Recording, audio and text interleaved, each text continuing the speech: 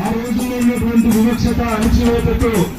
చరిత్రలో మరుగున పడినటువంటి ఇలాంటి వీరవనితలు దళిత వీరుల యొక్క చరిత్రని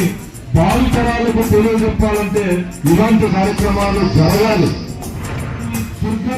సుఖంభర్తి రాజ్యంలో ఉన్నటువంటి ప్రజలందరూ నా బిడ్డలను భావించి ప్రాణాలకు తెగించి ఆ తల్లి తెచ్చినటువంటి లోకల్ని ఆయుధంగా వేసి ప్రతి ఒక్కరి భయపడి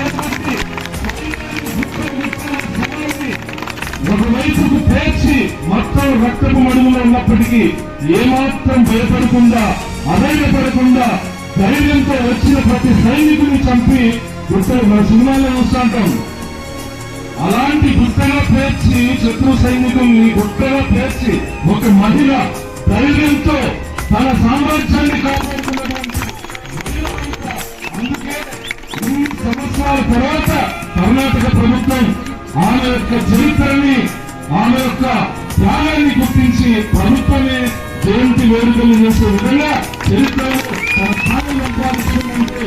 ఆమె పుట్టిన కులంలో పుట్టిన మనం దళిత సోదరులుగా గుండె నిండా సంతోషంతో గర్వంతో చెప్పుకోవచ్చు. ఆమె పుట్టిన వ్యక్తంతో మనం పుట్టిన ఆ వీరవంతు యొక్క విగ్రహం ఎక్కడ